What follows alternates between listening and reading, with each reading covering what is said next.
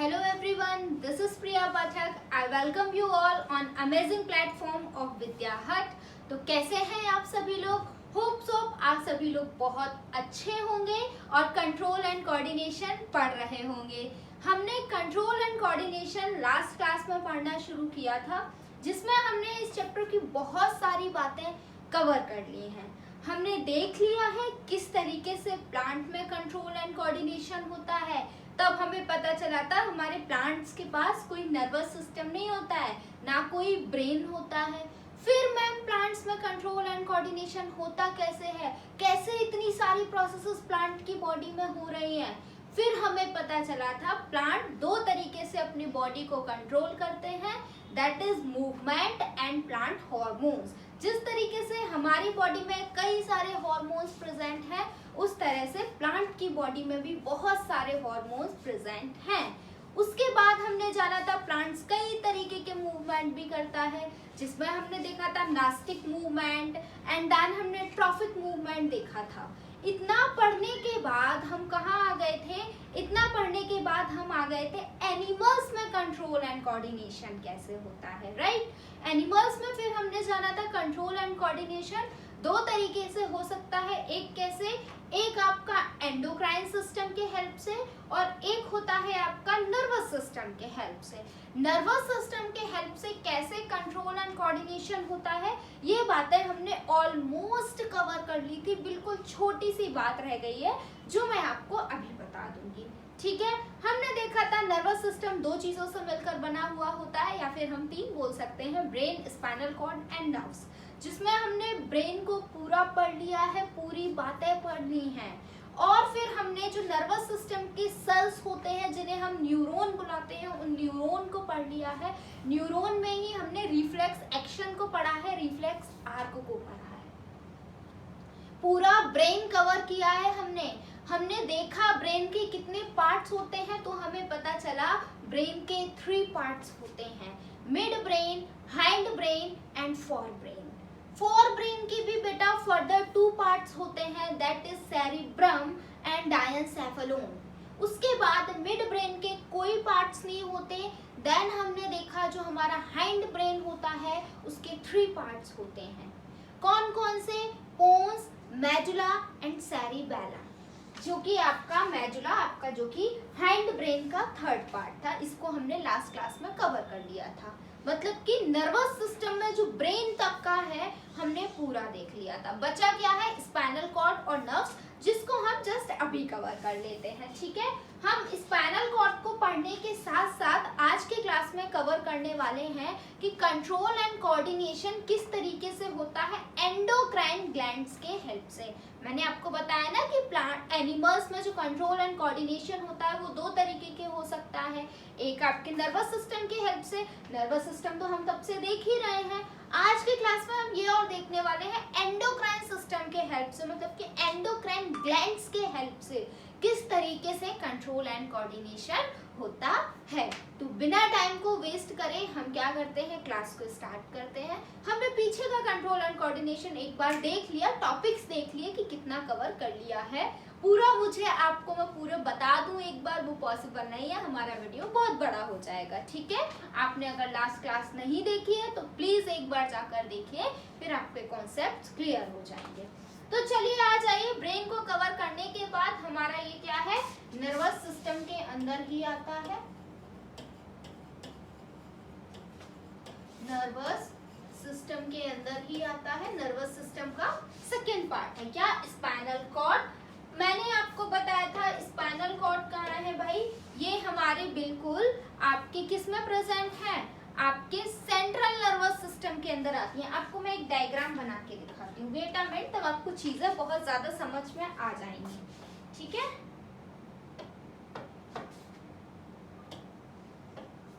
इधर देखिए, अरे ये तो दिखाई नहीं दे रहा।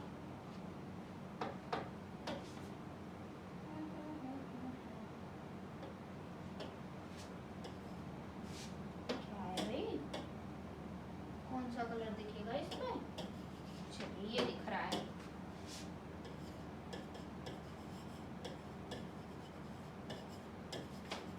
Control and coordination. किसमें? एनिमल्स में। दो तरीके से हो सकता है, एक हो सकता है आपके नर्वस सिस्टम के हेल्प से, नर्वस सिस्टम के हेल्प से, और एक हो सकता है आपका किसके हेल्प से? एक हो सकता है आपका एंडोक्राइन सिस्टम के हेल्प से, एंडोक्राइन सिस्टम के हेल्प से। ठीक है, नर्वस सिस्टम भी बेटा जी दो तरीके का हो सकता है, दैट इज आपका एक होता है सेंट्रल नर्वस सिस्टम, एक होता है पेरिफेरल नर्वस सिस्टम।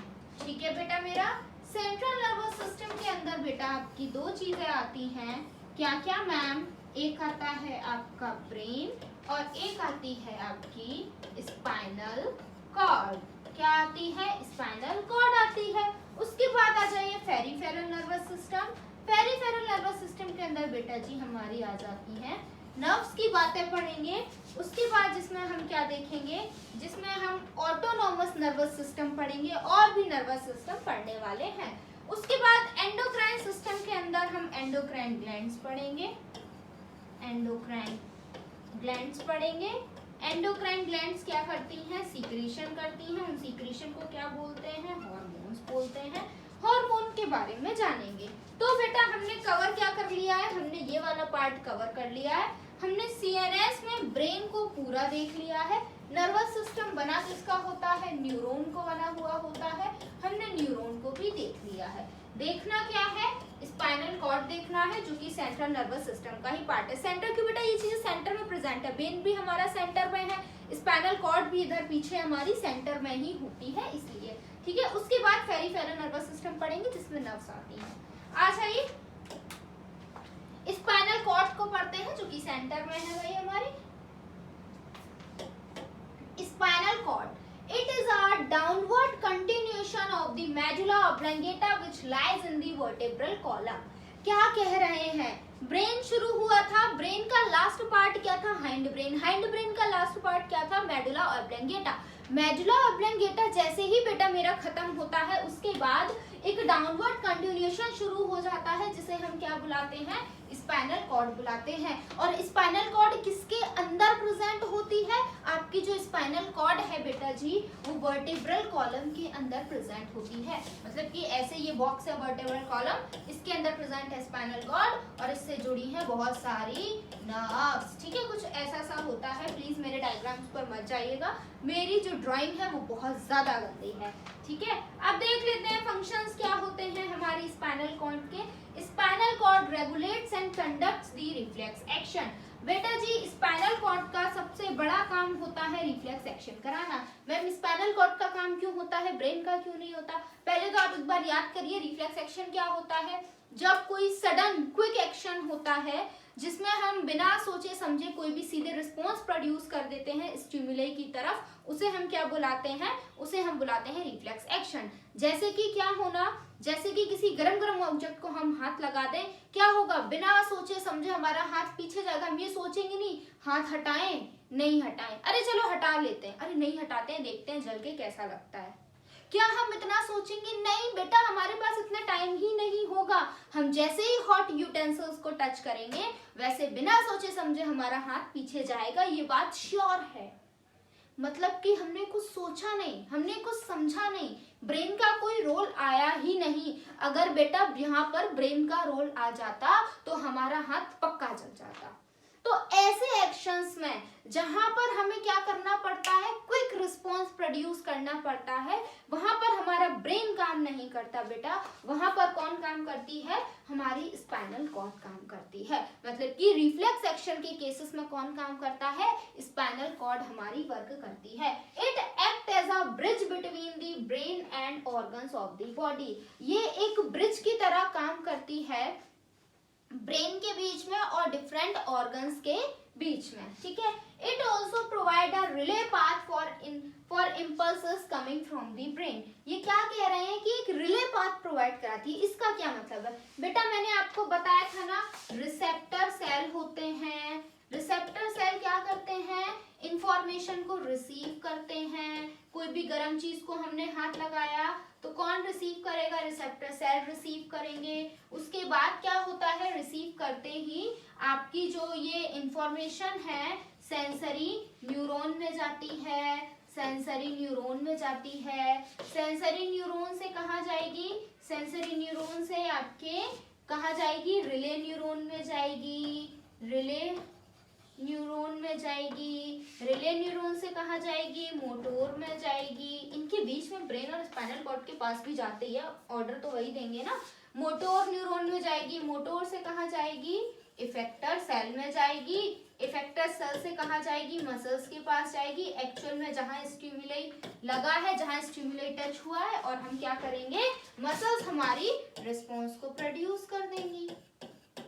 तो बेटा जी ये यहाँ पर आपका ये रिले न्यूरॉन से पहले कौन होता है, इंफॉर्मेशन स्पाइनल कॉर्ड या स्पाइनल कॉर्ड के पास जाती है।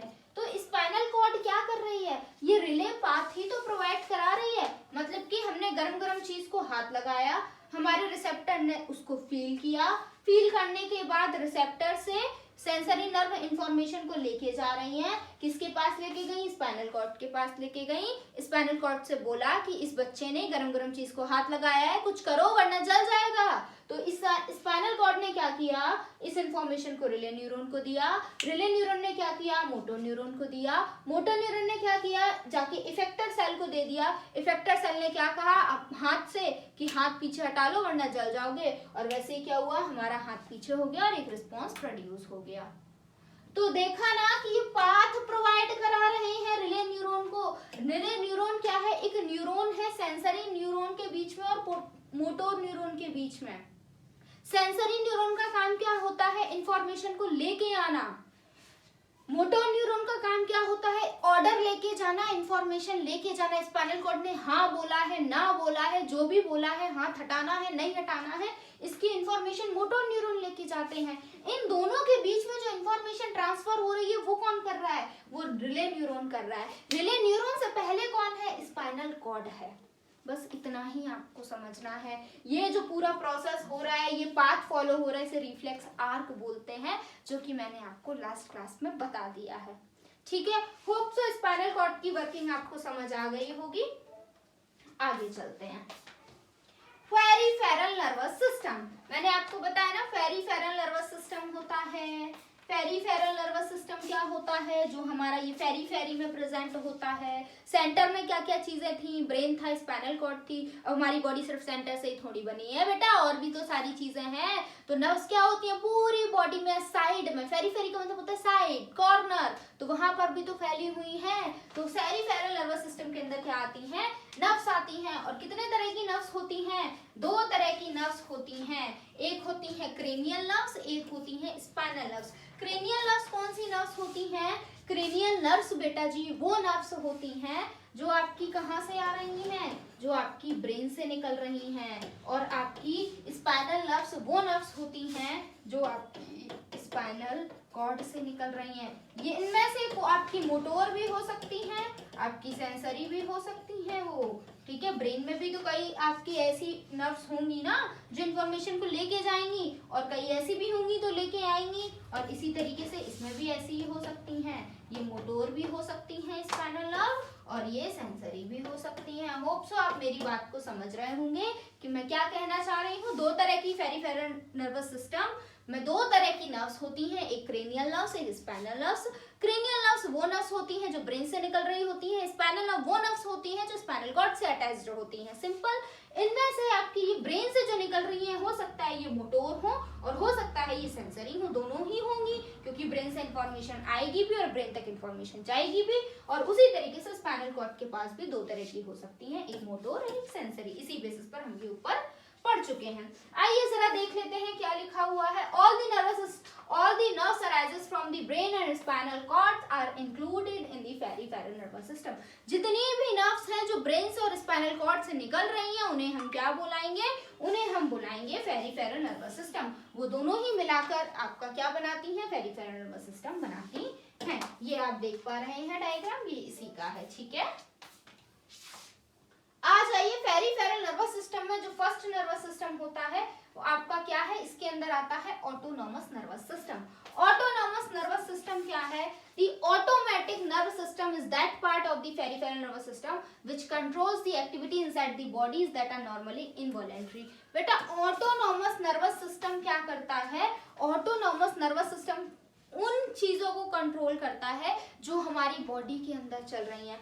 अब ये हाथ हटाना, भागना, दौड़ना, आंखें बंद करना, ये सब तो हमें बाहर से दिखाई दे रहा है, लेकिन कई इनवॉलेंट्री एक्शंस बेटा जी हमारी बॉडी के अंदर भी तो चल रहे हैं, तो उनको भी तो मेंटेन करना है। उनको कौन करता है? उनको हमारी ये नर्व्स मेंटेन करती हैं। ओके, कैसे एक्शंस में कौन से प्रोसेसेस आपको अभी बताती हूँ। बेटा जी आपने देखा होगा, हम कोई मूवी वगैरह देखते हैं, मूवी देख रहे हैं, कुछ भी हमारे क्लास में, हम क्लास होती है, ठीक है, क्लास में एक दिन की क्लास में बहुत सारी चीजें हो जाती हैं, कोई पिटता है ना, किसी को तारीफ मिलती है, ऐसी बहुत सारी चीजें होती है ना, कोई हंसी की चीज भी होती है, राइट, कोई डर की चीज भी होती है, बिल्कुल होती है। उस टाइम पर हम सब देख रहे होते हैं, सब सुन रहे होते हैं, कुछ हमें नहीं पता है।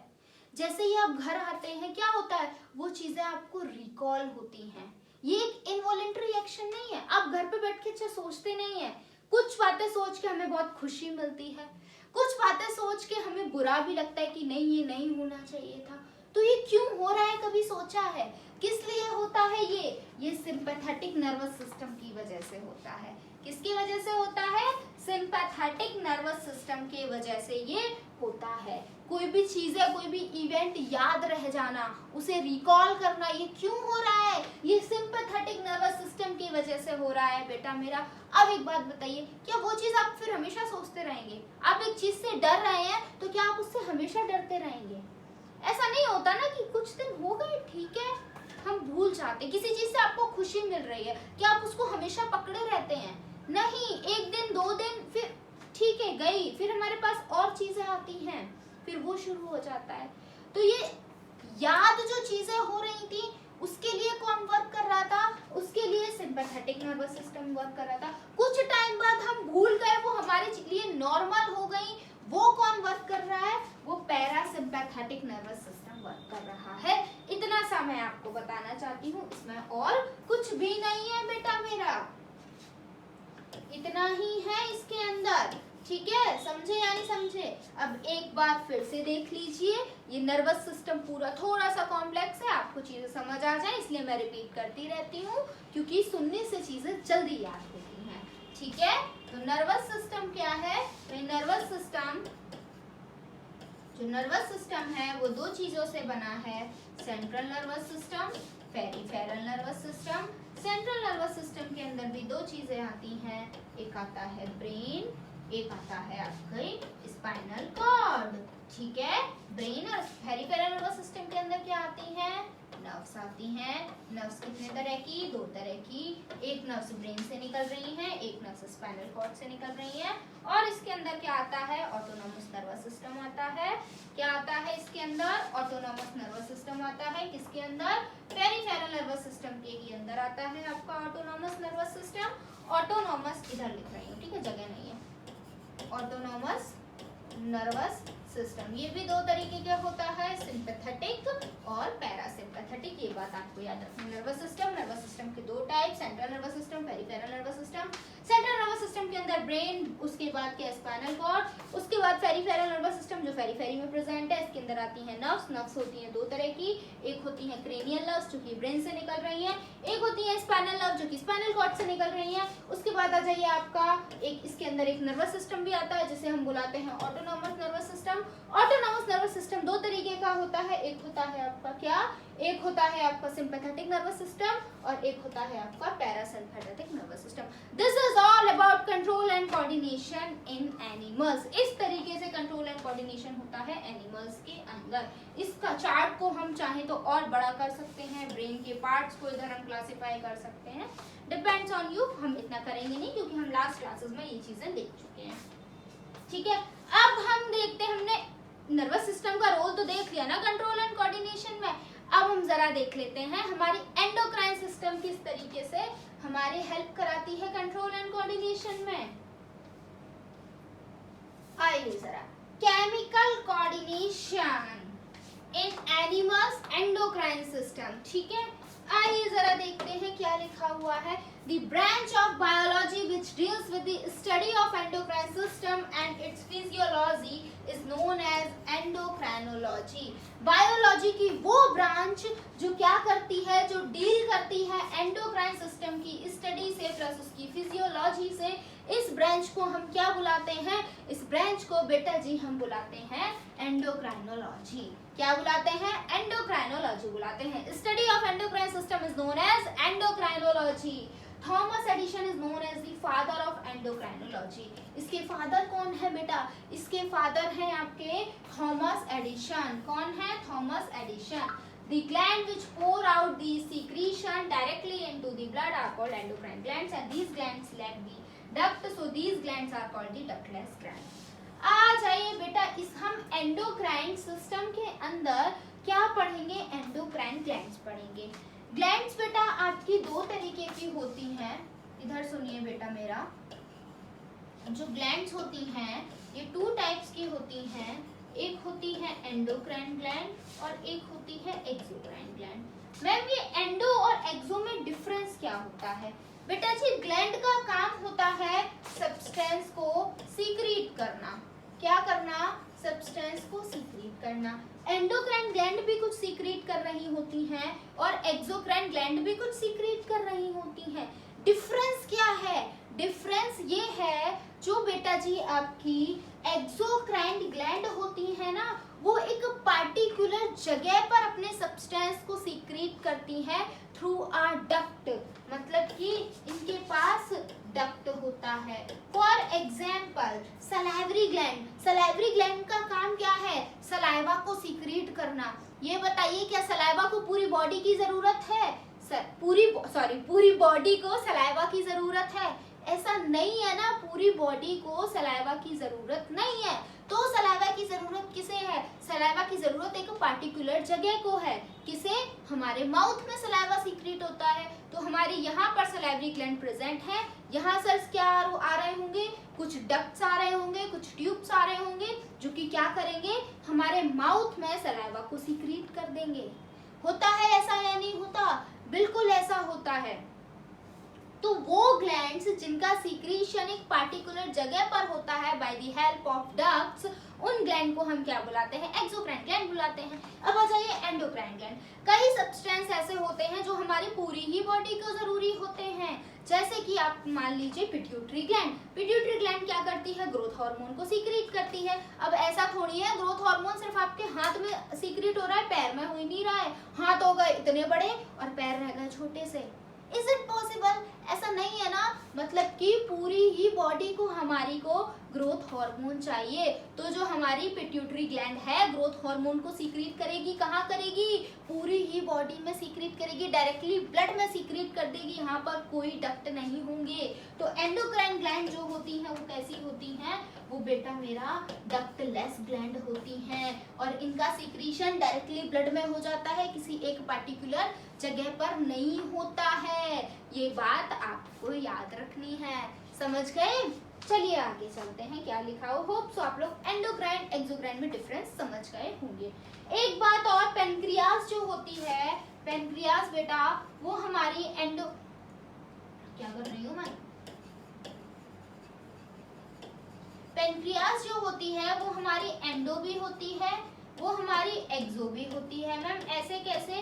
बेटा पेनक्रियास आपको, अगर आपने लाइफ प्रोसेस पढ़ लिया है तो आपको पता होगा पेनक्रियास पैनक्रियाटिक जूस को सीक्रेट करती है। कहाँ करती है? स्मॉल इंटेस्टाइन में करती है। तो इसने किसी चीज को सीक्रेट किया है एक पार्टिकुलर जगह पर, तो ये क्या है? एक एक्सोक्राइन ग्लैंड है, क्योंकि एक पार्टिकुलर जगह पर गई है। लेकिन पेनक्रियास इंसुलिन को भी सीक्रेट करती है और इंसुलिन को वो पूरी ब्लड में सीक्रेट कर देती है। तो मतलब कि ये एक पार्टिकुलर जगह पर एक दूसरी चीज को सीक्रेट कर रही है। पैनक्रियाटिक जूस को स्मॉल इंटेस्टाइन में कर रही है, फूड को डाइजेस्ट कराने में हेल्प कराते हैं। वहीं ये इंसुलिन को भी सीक्रेट कर रही है, जो कि हमारी बॉडी के अंदर शुगर लेवल को मेंटेन रखते हैं, और ये ब्लड में सीक्रेट कर रही है। इसलिए पेनक्रियास जो होती है बेटा वो हमारी एंडोक्राइन ग्लैंड भी होती है, वो हमारी एक्सोक्राइन ग्लैंड भी होती है। ठीक है, ये बात आपको समझनी है, यही यहाँ लिखा हुआ है और ज्यादा कुछ नहीं है। The glands which pour there, अच्छा ये हम पढ़ चुके हैं, एक बार देख लेते हैं क्या लिखा हुआ है। The glands which pour their secretion directly in the blood are called endocrine gland. वो ग्लैंड जो अपना सीक्रेशन डायरेक्टली ब्लड में कर देती है, अपनी सब्सटेंस सीक्रेट हुए सब्सटेंस को डायरेक्टली ब्लड में फेंक देती हैं, उन्हें हम क्या बुलाते हैं, उन्हें हम एंडोक्राइन ग्लैंड्स बुलाते हैं। These gland lack the duct, इनके पास कोई भी डक्ट बेटा नहीं होता है। So these glands are called ductless glands, इसलिए इन ग्लैंड्स को हम क्या बुलाते हैं, डक्टलेट ग्लैंड्स बुलाते हैं। आ जाइए एग्जांपल में, इसके एग्जांपल में है थायराइड ग्लैंड और क्या है, पैराथायराइड ग्लैंड। ठीक है, thyroid gland, parathyroid gland, pituitary gland, आपकी एडेनल ग्लैंड, सब इसी के अंदर आती है। ठीक है, where is the glands which duct are called exocrine gland, और वो ग्लैंड जिनके पास डक्ट होता है उन्हें हम एक्सोक्राइन ग्लैंड बुलाते हैं। जैसे कि आपकी स्वेट ग्लैंड हो गई, सैलिवरी ग्लैंड हो गई। पेनक्रियास की बातें लिखी हुई है, pancreas has both exocrine and endocrine parts, so it is also called the mixed gland and common gland and heterocrine gland। Pancreas के पास बेटा एक्सोक्राइन वाले सिस्टम भी होते हैं, एंडोक्राइन वाले सिस्टम भी होते हैं, इसलिए हम पेनक्रियास को क्या बुलाते हैं, मिक्स्ड ग्लैंड बुलाते हैं, इसको हम कॉमन ग्लैंड बुलाते हैं और इसको हम इसीलिए हेटेरोक्राइन ग्लैंड भी बुलाते हैं। ठीक है, यहाँ तक बातें, मतलब ग्लैंड के बारे में बहुत बातें पता चल गई है। मैम ग्लैंड पढ़ा भी तो दीजिए, कौन कौन सी पढ़नी है, तो आओ जरा पढ़ते हैं हम।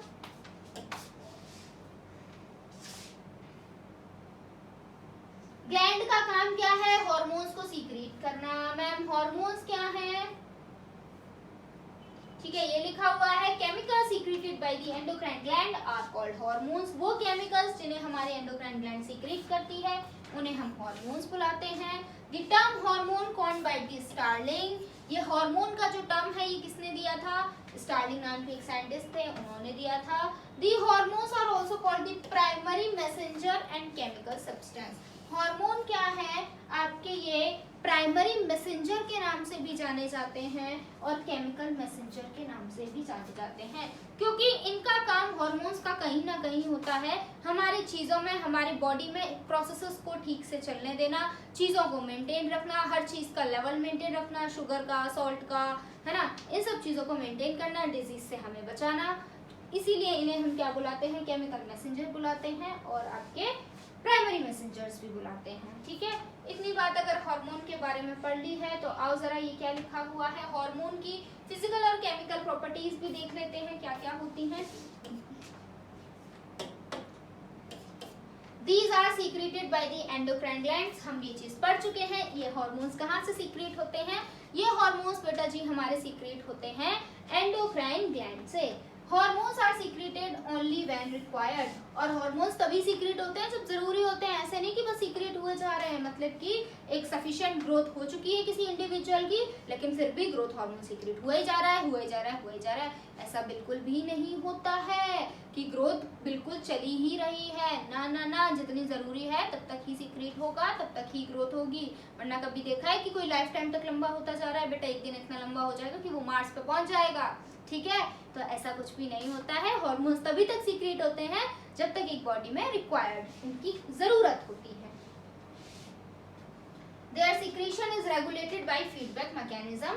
These are generally released into the blood stream. ये blood stream में release होते हैं। The molecules of most of the hormones are small and their molecular weight is low. जो molecules होते हैं बेटा जी hormones के वो बहुत छोटे होते हैं, इनका molecular weight बहुत कम होता है।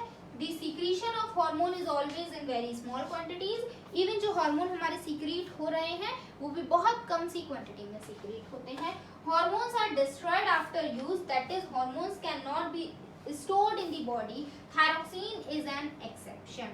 बेटा जी हमारे बॉडी में जो आपके हार्मोन्स होते हैं ना वो हमेशा काम हो गया उनका, वो डिस्ट्रॉय होते रहते हैं, लेकिन कुछ हार्मोन ऐसे, एक हार्मोन ऐसा है जो हमारी बॉडी में स्टोर होकर रहता है जिसकी वजह से हमें गोइटर नाम की डिसीज हो जाती है, उसकी बातें हम कर लेंगे। ठीक है,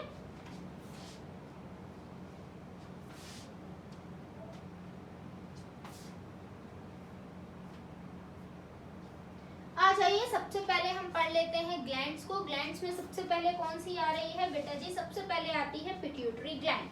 पिट्यूटरी ग्लैंड का आपको बातें याद रखनी है। पिट्यूटरी ग्लैंड होती है master gland of the body. Master gland क्यों कहते हैं बेटा जी? मास्टर ग्लैंड इसलिए कहते हैं क्योंकि ये सभी चीजों को ऑर्डर देती रहती है। ठीक है, तुम ये करोगी, तुम ये करोगी, तुम ये सीक्रेट करोगी, तुम वो सीक्रेट करोगी। ये सारा ऑर्डर कौन देता है? हमारी पिट्यूटरी ग्लैंड देती है। ठीक है, पिट्यूटरी ग्लैंड क्या देती है? हमारी ऑर्डर देती है। आ जाइए आपकी, it is a P sized gland located at the base of the brain. ये क्या है? एक पी साइज जैसी ग्लैंड है जो कि कहाँ है? ब्रेन के बेस पर लोकेटेड होती है। It is the master gland. ये क्या है? हमारी मास्टर ग्लैंड है। As it controls the secretion of all other endocrine glands. क्यों है ये मास्टर ग्लैंड? क्योंकि ये और अदर ग्लैंड्स के सीक्रेशन को कंट्रोल करती है। जब तक ये ऑर्डर नहीं देगी तब तक आपकी पैंक्रियाज इंसुलिन सीक्रेट नहीं करेगी। जब तक ये ऑर्डर नहीं देगी तब तक आपकी एड्रेनल एड्रेनलिन सीक्रेट नहीं करेगी। जब तक ये ऑर्डर नहीं देगी तब तक थायराइड आपकी थायरॉक्सिन सीक्रेट नहीं करेगी। इवन जब तक ये ऑर्डर नहीं देगी आपका कोई भी हार्मोन, आपकी टेस्टोस्टेरोन सीक्रेट नहीं करेगी, आपकी ओवरी एस्ट्रोजन और प्रोजेस्टेरोन सीक्रेट नहीं करेगी, कुछ भी सीक्रेट नहीं होगा। तो सभी को कंट्रोल कौन कर रही है? पिट्यूटरी ग्लैंड कंट्रोल कर रही है। आपको एक चीज बताती हूँ, पिट्यूटरी ग्लैंड को कंट्रोल करने के लिए भी एक चीज होती है, हाइपोथैलेमस। मास्टर ग्लैंड की भी मास्टर, ठीक है, उसकी बातें हमें अभी नहीं करनी है, हायर क्लासेस में देखेंगे, हमारे 10th के लेवल में नहीं। बस एक बात याद रखना कि इसके भी ऊपर कोई होता है, that is hypothalamus. Okay, pituitary gland औरों को तो बोलती है कि तुम ये सीक्रेट करो, तुम ये सीक्रेट करो, अब नहीं करो, लेकिन ये खुद भी चीजें सीक्रेट करती है। ठीक है, ये बहुत सारे हार्मोन सीक्रेट करती है, growth hormone, LH, FSH, vasopressin, oxytocin, बहुत सारे हार्मोन को ये सीक्रेट करती है। पर जितनी जरूरत है हम उतना ही पढ़ेंगे। आ जाइए, it also secret the growth hormone. ये क्या करती है? ग्रोथ हार्मोन को सीक्रेट करती है। Under secretion of growth hormone cause dwarfism and over secretion of cause gynaechism in children and the acromegaly in adults. क्या कह रहे हैं? आपकी जो पिट्यूटरी ग्लैंड है ये क्या सीक्रेट करती है? ग्रोथ हार्मोन को सीक्रेट करती है। ग्रोथ हार्मोन नाम में ही छुपा हुआ है, क्या करा रहा होगा? हमारी बॉडी की ग्रोथ करा रहा होगा, जो कि आपको पता है हमारी पूरी ग्रोथ की बहुत ज्यादा जरूरत है हमारी बॉडी को, तो ये पूरी बॉडी की ग्रोथ होती है। अगर हमारा जो आपका पिट्यूटरी ग्लैंड है ग्रोथ हार्मोन को कम सीक्रेट करेगी तो भी दिक्कत हो जाएगी, क्योंकि वो बच्चा बढ़ नहीं पाएगा, छोटा सा रह जाएगा। एज तो बढ़ रही है मगर बॉडी नहीं बढ़ रही है। इस कंडीशन को हम क्या बुलाते हैं? ड्वार्फिज्म बुलाते हैं। ठीक है, बिल्कुल छोटा सा रह जाता है, जिन्हें हम बोना भी बोलते हैं। तो ऐसी कंडीशन आ जाएगी। और अगर भाई हमारी पिट्यूटरी ग्लैंड को गुस्सा आ गई और करी जा रही है ग्रोथ हार्मोन को सीक्रेट, तो ये भी एक समस्या वाली बात है, क्योंकि क्या हो जाएगा?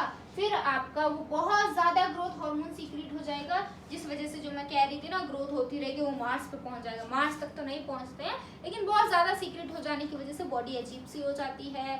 पूरे हाथ पैर ढंग से वर्क क्या बेटा, जब जो बहुत बड़ा जाइंट शरीर हो जाएगा, जाइंट बॉडी हो जाएगी हमारी, तो हम कैसे नॉर्मल लोगों की तरह रह सकते हैं? तो वो हाथ फैला के चलते हैं, पूरी बॉडी बड़ी हो जाती है।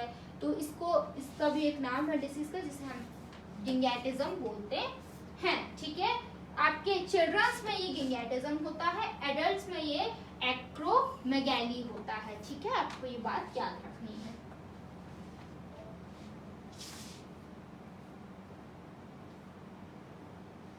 आगे आ जाए, आपको नाम याद रख लीजिए बेटा जी, ये आपका LH और FSH हार्मोन को भी सीक्रेट करती है। ठीक है, luteinising hormone, follicle stimulating hormone, ये स्पर्मेटोजेनेसिस, oogenesis, ये बातें करेंगी, अभी अपने लेवल की नहीं है। नाम याद रख लीजिए, LH FSH इसी से पिट्यूटरी से ही सीक्रेट होते हैं।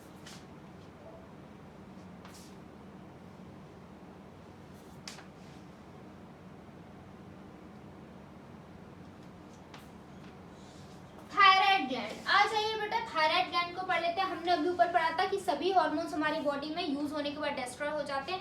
थायरॉक्सिन सिर्फ एक ऐसा हार्मोन है जो हमारी बॉडी में स्टोर्ड होकर रहता है, और ये एक अच्छी बात तो है मगर एक बुरी बात भी है, क्योंकि इसी की वजह से हमारी बॉडी में एक डिजीज हो जाती है जिसे हम बुलाते हैं गॉइटर। देखिए क्या लिखा हुआ है, it is a butter shaped gland located in the throat. ये क्या है बेटा जी? एक बटर शेप्ड की ग्लैंड है जो कि हमारी थ्रॉट में लोकेटेड होती है। ये क्या करती है? थायरॉक्सिन को प्रोड्यूस करती है, विच regulate the metabolism of the body.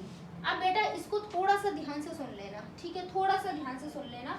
होता क्या है, आप अगर सही मात्रा में आयोडीन लेंगे, आपकी बॉडी में सफिशिएंट अमाउंट में आयोडीन जाएगा, तो आपकी थायराइड ग्लैंड आयोडीन की वजह से, आयोडीन जाने की वजह से क्या करेगी, थायरोक्सिन को अच्छे अमाउंट में सीक्रेट करेगी। और थायरोक्सिन का काम क्या होता है, बीएमआर को मेंटेन रखना। बीएमआर को मतलब कि बेसिक मेटाबॉलिक रेट, ठीक है, इसको मेंटेन रखना। मैम ये क्या होता है, हमारी बॉडी के अंदर जो भी प्रोसेसेस चल रहे हैं ना, डाइजेशन, एक्सक्रीशन, आपका सर्कुलेशन, ट्रांसपोर्टेशन, है ना, ये सभी जो प्रोसेस है वो किसके अंदर आते हैं, बीएमआर के अंदर आते हैं। थायरोक्सिन का काम होता है बीएमआर को मेंटेन रखना। अब अगर सोचिए बेटा जी, आयोडीन हमारी बॉडी में ढंग से नहीं जाएगा, आयोडीन हमारी बॉडी में ढंग से नहीं जाएगा तो थायरोक्सिन ढंग से नहीं बनेगा। थायरोक्सिन ढंग से नहीं बनेगा तो ये जो बीएमआर है, मतलब कि हमारी बॉडी के जो प्रोसेसेस हैं वो ढंग से वर्क नहीं करेंगे। यही बात यहाँ लिखी हुई है।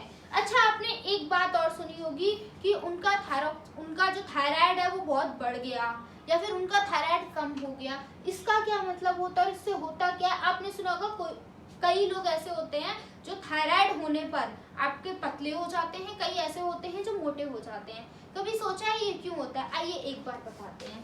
क्या हुआ, आपके बॉडी में हो गई आयोडीन कम, ठीक है, जिस वजह से क्या हुआ, थायरोक्सिन कम आपका रिलीज हुआ।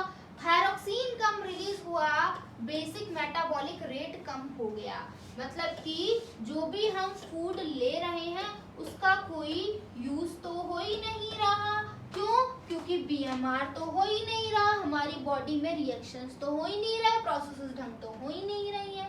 मतलब कि खाना हम खा रहे हैं लेकिन उसमें आयोडीन नहीं है, जिस वजह से थायरोक्सिन नहीं बन रहा है, जिस वजह से प्रोसेसेस नहीं हो पा रहे हैं।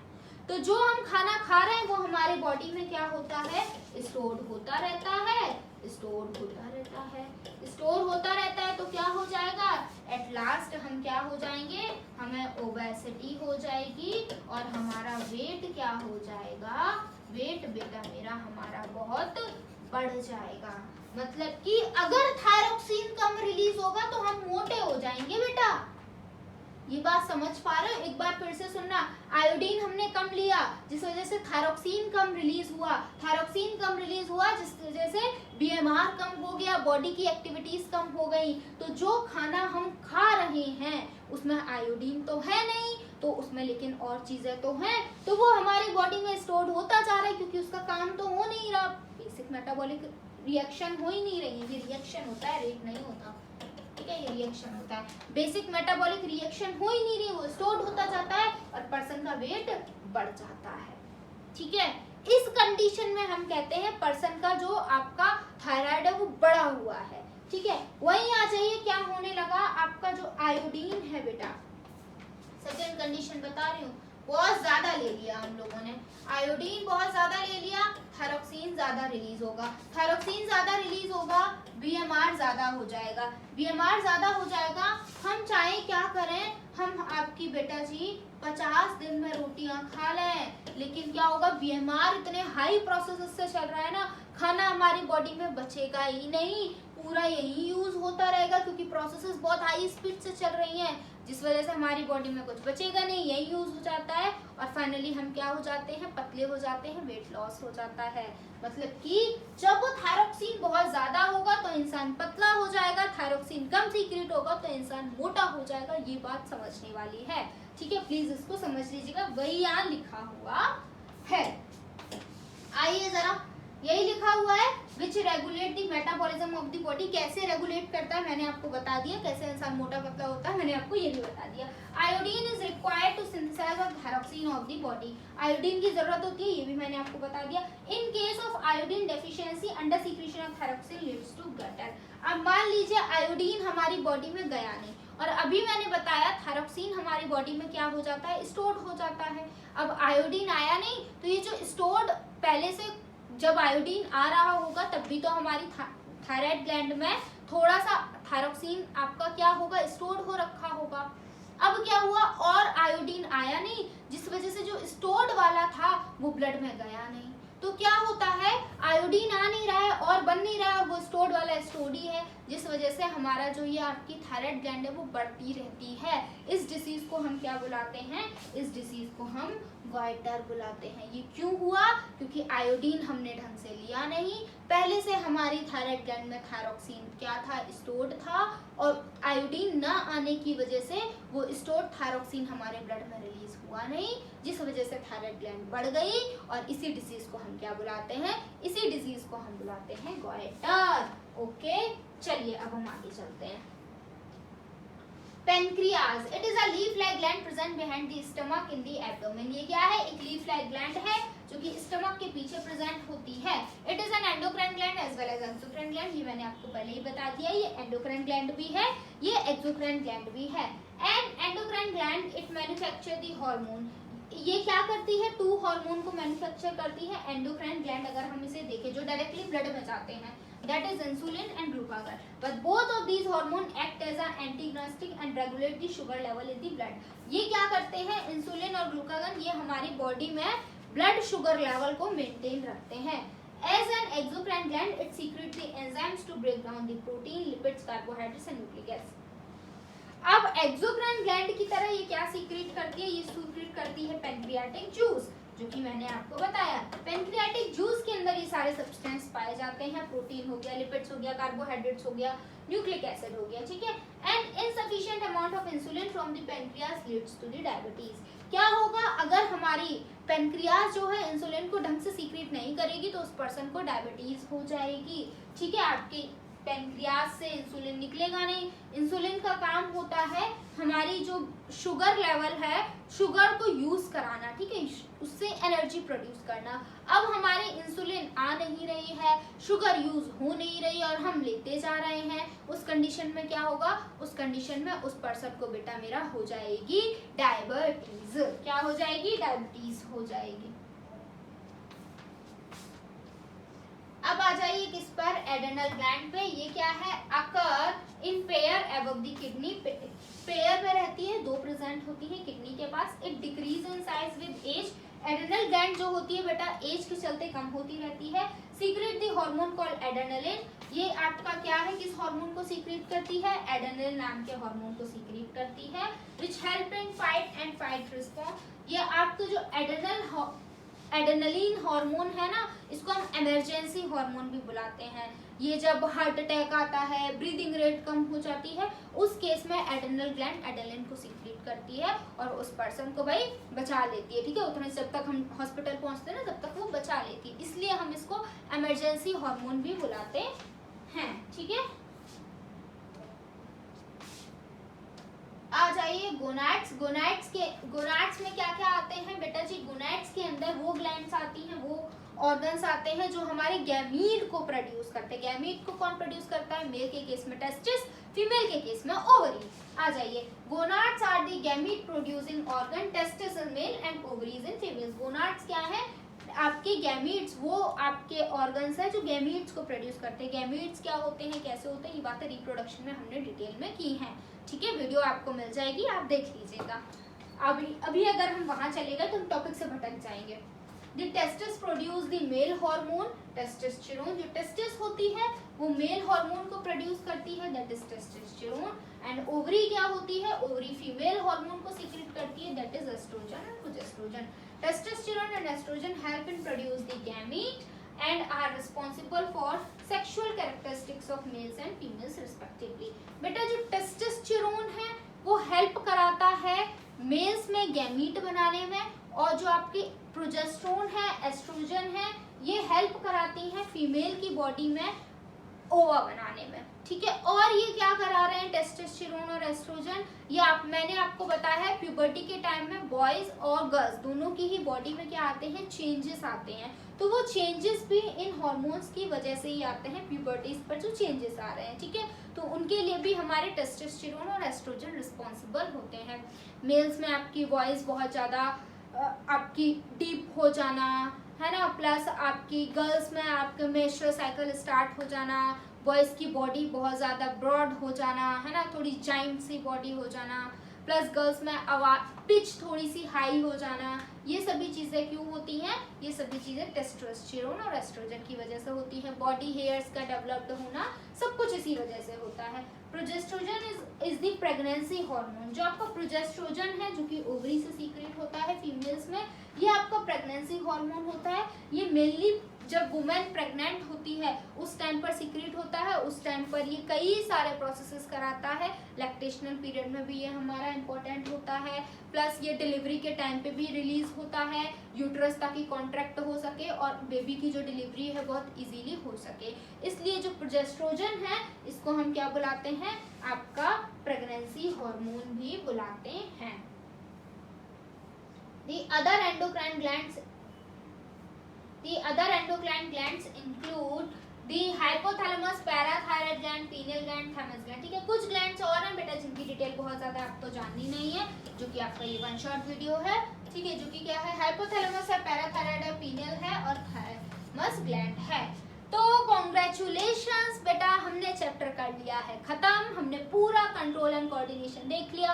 हमने प्लांट्स में देखा कंट्रोल एंड कोऑर्डिनेशन, हार्मोन्स की हेल्प से कैसे होता है, मूवमेंट की हेल्प से कैसे होता है। फिर हमने एनिमल्स पे जंप किया, एनिमल्स में देखा नर्वस सिस्टम की हेल्प से कैसे होता है, उसमें ब्रेन का रोल देखा, स्पाइनल कॉर्ड का रोल देखा। उसके बाद एनिमल्स में हमने देखा एंडोक्राइन ग्लैंड्स के हेल्प से कैसे होता है, एंडोक्राइन एक्सोक्राइन ग्लैंड में डिफरेंट क्या होता है। फिर हमने बहुत सारी एंडोक्राइन ग्लैंड्स पढ़ी, जैसे कि हमने थायराइड ग्लैंड पढ़ी, हमने पैनक्रियास पढ़ी, हमने पिट्यूटरी पढ़ी, हमने एडेनल पढ़ी। उसके बाद हमने टेस्टिस और ओवरीज भी पढ़ ली। तो फाइनली हमारा होता है चैप्टर खत्म। होप सो आपको ये चैप्टर बहुत अच्छे से समझ आया होगा। आप प्लीज सभी वीडियोस को देखिएगा, एक सीक्वेंस में देखेंगे, तब ये चैप्टर आपको बहुत ज्यादा डिटेल में समझ आ जाएगा। मैंने एक एक बात को बहुत अच्छे से आपको एक्सप्लेन किया है। फिर भी अगर कोई डाउट है तो प्लीज मुझे आप इन्फॉर्म जरूर करिएगा, मैं उस चीज को क्लियर जरूर करूंगी। थैंक यू फॉर वॉचिंग मी। जय हिंद।